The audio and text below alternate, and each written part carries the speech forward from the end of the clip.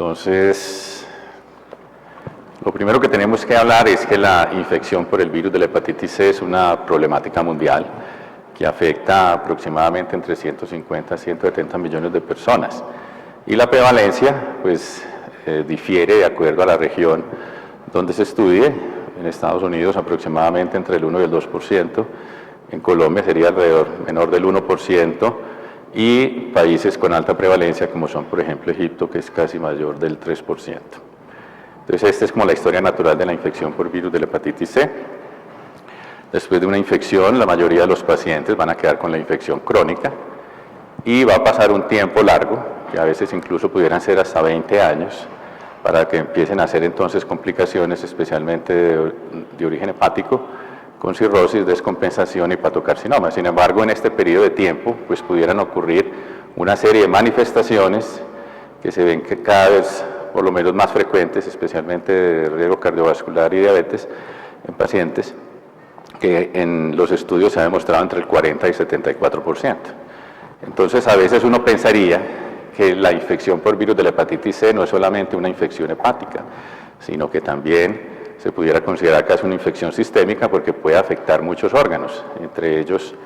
pues, el linfocito, el pulmón, el corazón y todos estos órganos. Como vemos entonces, la mortalidad por infección por virus de la hepatitis C ha venido en aumento, y si observamos entonces esta gráfica, vemos entonces cómo hay un aumento entonces de la mortalidad en comparación con el VIH, en el cual hay disminución entonces de la mortalidad, y esto básicamente está dado porque existen programas de detección y tratamiento, lo que no hemos podido iniciar o no se ha podido llegar a nivel de hepatitis C. Si lográramos hacer esto, probablemente podríamos entonces virar esta curva y ya no sería más ascendente. Lo otro es que la mortalidad por infección por el virus de la hepatitis C está aumentada tanto por causas hepáticas y no hepáticas cuando se compara con los pacientes no infectados o con aquellos que tienen solamente el virus de el anticuerpo sin la carga viral positiva.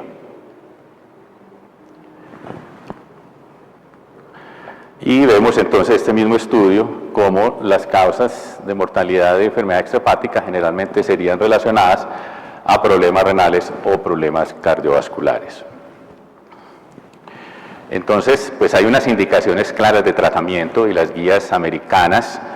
y de infectología de los Estados Unidos pues consideran que se debe tratar todos los pacientes con infección crónica por el virus de la hepatitis C, excepto aquellos que tengan una expectativa de vida corta que no pudiera ser remediada con el tratamiento, con el trasplante o con otra terapia dirigida.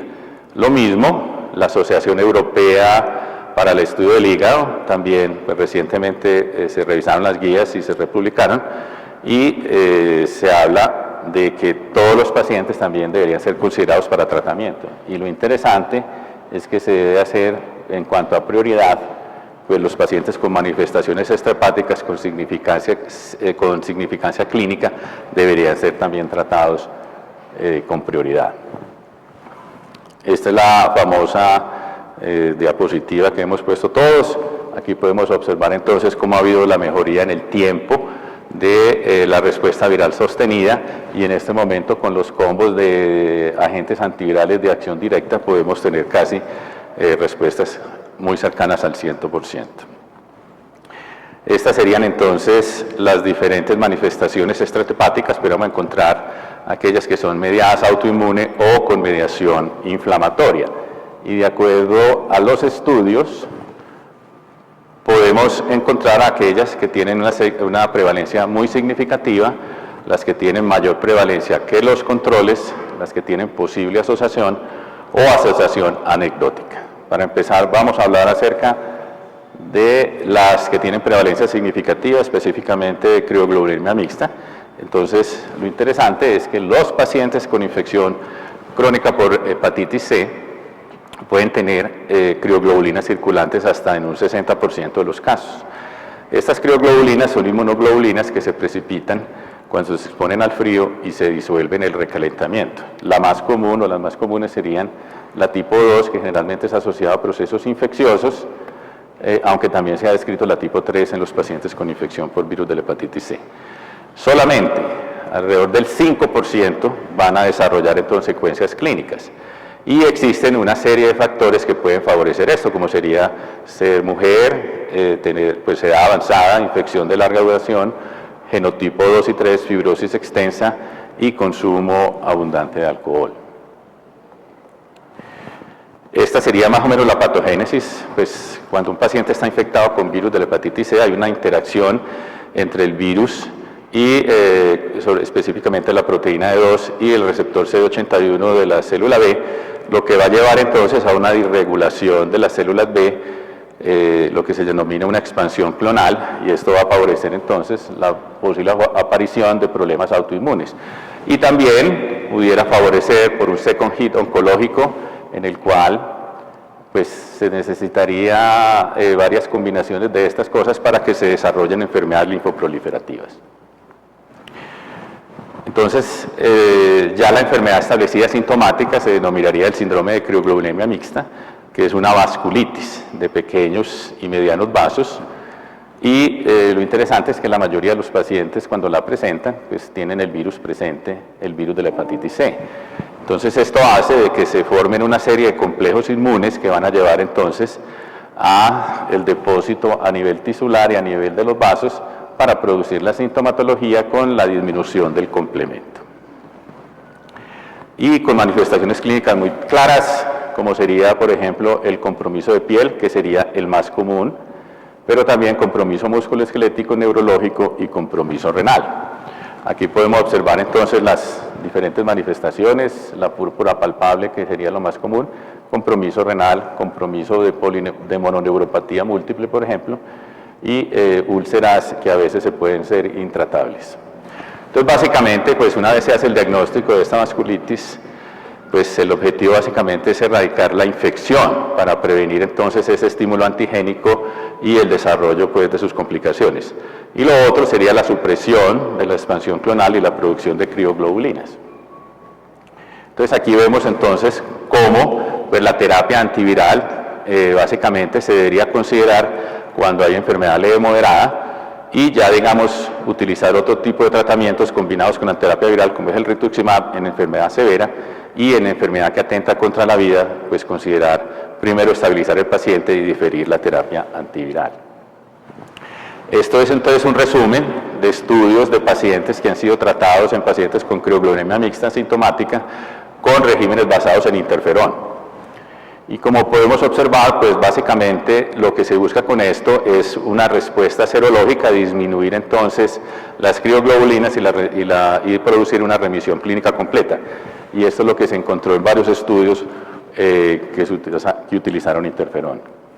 Otro estudio, inicialmente, que fue hecho un estudio prospectivo, pues mostró que la presencia de las crioglobulinas fue un factor pronóstico negativo de respuesta cuando se utilizó interferón pegilado y ribavirina. Afortunadamente, pues ya no estamos utilizando estos regímenes. Después, esta ha sido la evolución que ha pasado en el tiempo. Ya otros autores empezaron a utilizar inhibidores de proteasa de primera generación y se observan entonces unas mejores respuestas con casi la misma respuesta clínica y serológica. Otro estudio que evaluó pues, ya terapias libres de interferón, sofosbuvir, ribavirina, y se observa entonces cómo ha habido una mejoría progresiva, en la respuesta viral sostenida y en la respuesta clínica. Esto sí ya es entonces pacientes con síndrome crioglobulinémico que han sido tratados con terapias libres de interferón, específicamente regímenes con agentes antivirales de acción directa, y básicamente hay tres grupos que han estudiado pues, los pacientes y se ha visto pues, que la respuesta viral sostenida pues, ha aumentado, digamos, en comparación con los otros tratamientos, pero la respuesta clínica y la respuesta serológica ha permanecido prácticamente igual.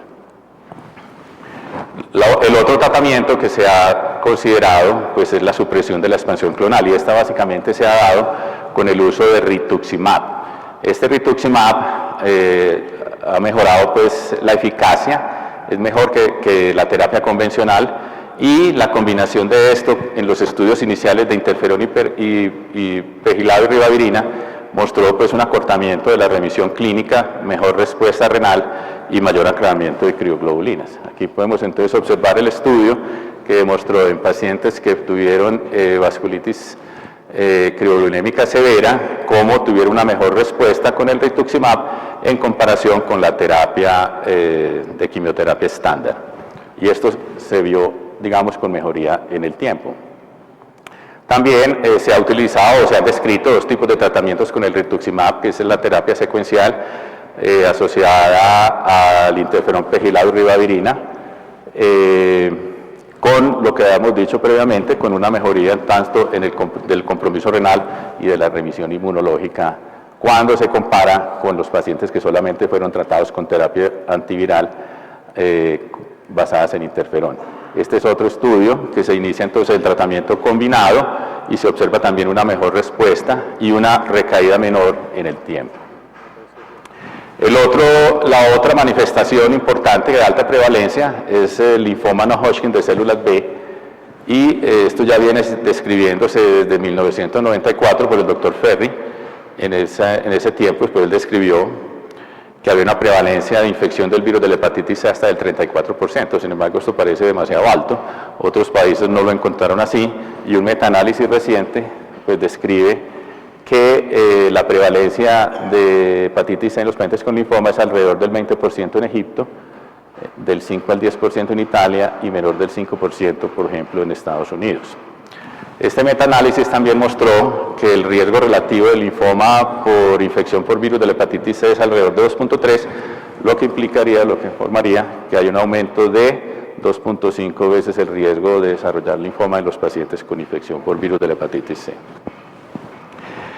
Estos serían los tipos más comunes de linfomas que podemos encontrar en los pacientes con infección por virus de la hepatitis C. Y el tratamiento pues depende mucho del acercamiento terapéutico, sería determinar pues el grado de masa tumoral, el curso de la enfermedad, la presencia de síntomas B o no, el estadio de la enfermedad, para tener una terapia ya sea antiviral y quimioterapia en este tipo de linfomas asociados a hepatitis C. Entonces el tratamiento antiviral, básicamente lo que queremos lograr es la erradicación de ese factor etiológico, la reversión del mecanismo génico del linfoma. En este estudio, pues se resumen de estudios, pues porque la mayoría de los pacientes de estos estudios se realizaron con terapias asociadas a interferón,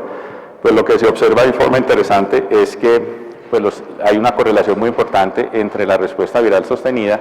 y la respuesta completa del tumor. Este es un metaanálisis que también demuestra lo mismo con 254 pacientes, en el cual hay una fuerte asociación de la respuesta viral sostenida y la respuesta del linfoma comparado con aquellos pacientes que no tuvieron respuesta viral sostenida. Este sería entonces ya en terapias libre de interferón, usando regímenes con sofosbuvir, y lo que se observó en este estudio es que una muy buena respuesta en los linfomas de zona marginal, aquí lo podemos observar, en comparación con otro tipo de enfermedades hematológicas asociadas con hepatitis C que no respondieron absolutamente. Este es otro estudio interesante en el cual los pacientes que han sido tratados con terapias con interferón, como ocurrió en este caso, pues los pacientes por 15 años no tuvieron la presencia de linfoma en el seguimiento, en comparación con los pacientes no tratados, en los cuales aumentó la incidencia de linfoma en el tiempo. Las otras manifestaciones extrahepáticas, digamos,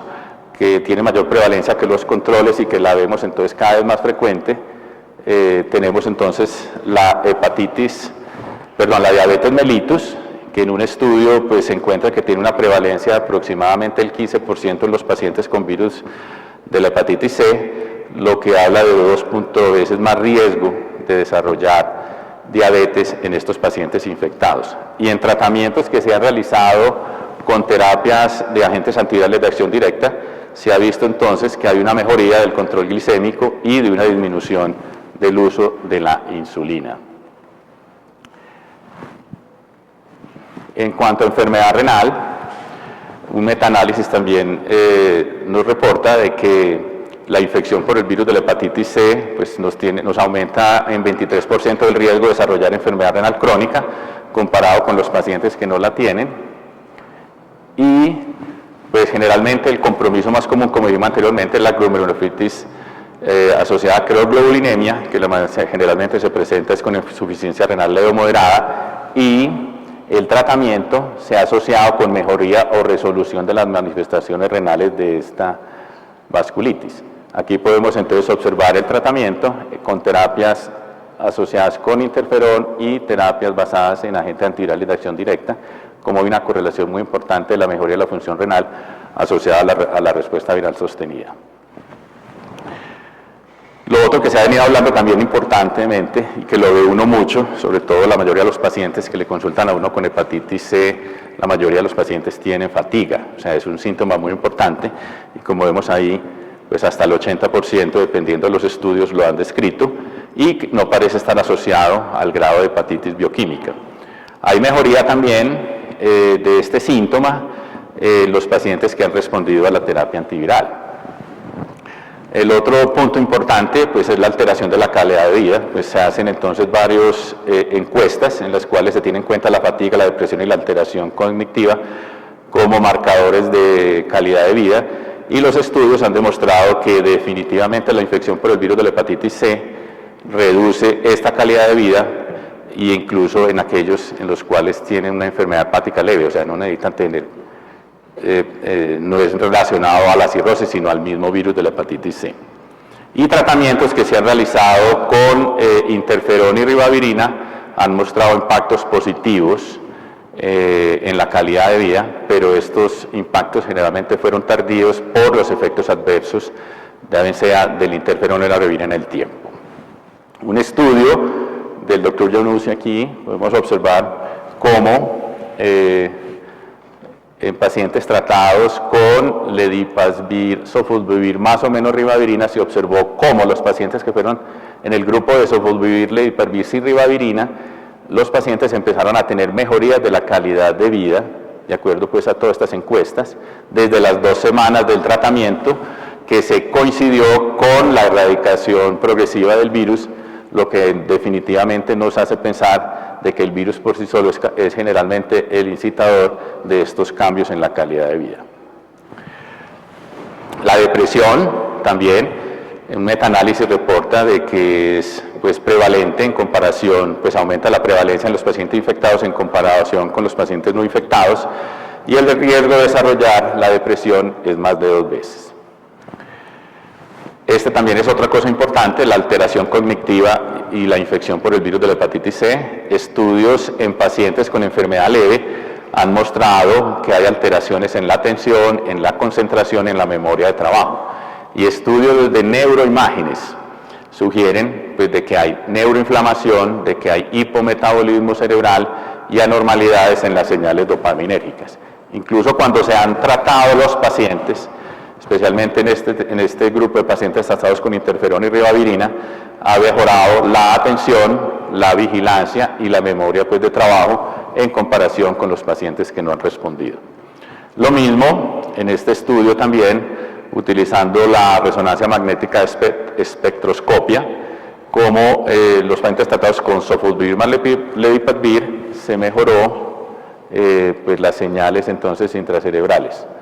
con recuperación neuronal. Los desórdenes cardiovasculares también entonces pues son unas manifestaciones importantes asociadas a la infección por el virus de la hepatitis C, y este metaanálisis reporta, como podemos ver entonces, que hay un riesgo no solamente de placas carotidias, de eventos cerebrovasculares y mortalidad por eventos cardiovasculares. Sin embargo, pues no hay estudios prospectivos de tratamiento que indican la mejoría de los desenlaces, y menos entonces con agentes antivirales de acción directa. Hay un estudio en pacientes que fueron tratados con interferón pegilado y ribavirina, y se observa entonces cómo, digamos, en este tiempo de seguimiento hay una disminución pues, de los eventos cardiovasculares, los eventos cerebrovasculares y la enfermedad renal en los pacientes tratados. El otro punto importante a considerar es este estudio también del doctor Giannuzzi, que nos muestra entonces cómo es el costo anual asociado a las manifestaciones extrahepáticas del virus de la hepatitis C. Y en este grupo de pacientes específicamente, de la depresión con alta prevalencia, pues es alrededor de 430 millones de dólares al año lo que habría que gastar entonces el sistema para tratar estos pacientes. Aquí ya entonces, pues las guías europeas, pues ya digamos consideran las manifestaciones extrahepáticas dentro de sus guías y nos habla de que la crioglobulinemia mixta y la enfermedad renal asociada deberían ser tratadas con terapias libres de interferón y ribavirina, idealmente pues con agentes antivirales de acción directa, lo mismo que el linfoma, y que la indicación para el rituximab debería ser discutida en un grupo multidisciplinario. Entonces, ya para concluir, es bien interesante esta conclusión porque dice que el impacto de las manifestaciones extrahepáticas de la infección por el virus de la hepatitis C en términos de pronóstico, la calidad de vida y el costo económico es indudable. Y la detección temprana de la infección y la erradicación del virus es pues un objetivo que debemos entonces marcar para buscar cada vez más los pacientes e iniciar un tratamiento entonces temprano. Muchas gracias.